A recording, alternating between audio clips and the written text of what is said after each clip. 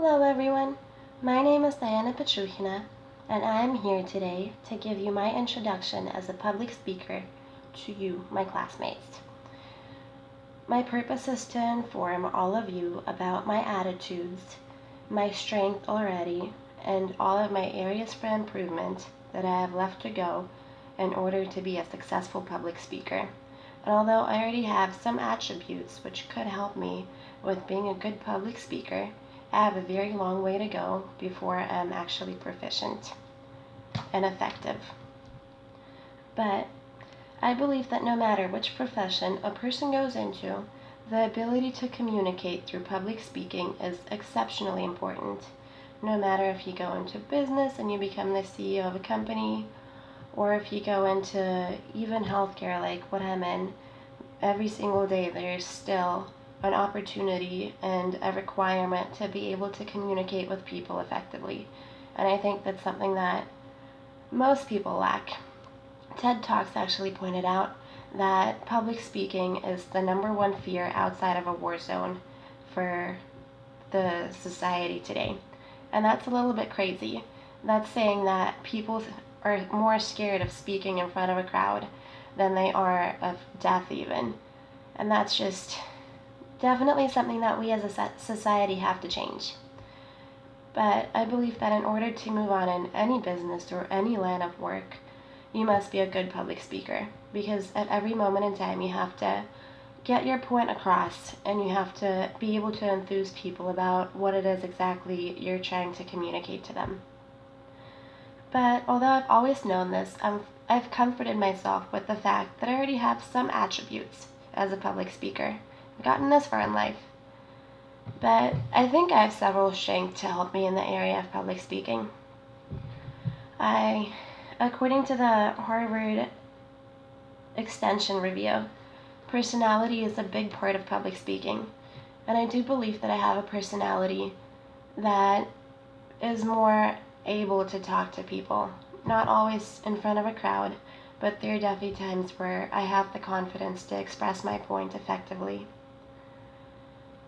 But Peter Babinski writes that you need to know where you already stand as a public speaker. And I think I do know that. I know what some of my strengths are, and I know definitely what my weaknesses are and where I'm lacking as of right now. And Jeff Hayden writes that you need to be able to practice speaking in order to achieve being an effective public speaker. And that's definitely something that is very true.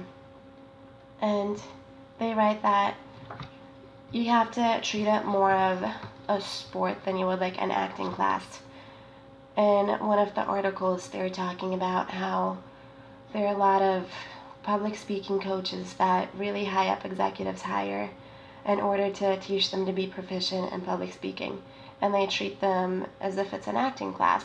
And that's not the most accurate way to go about being a good public speaker. And they mentioned that the better way how to go about being a better public speaker is to treat it more like a sport, where you know where your body is, how your body reacts to things, you know what you have to do to prepare, and only after that can you go and really talk to a crowd of people and perform a good speech. And that was, I think, the biggest criticism that I found in my resources about how public speaking is already taught. But nobody is perfect.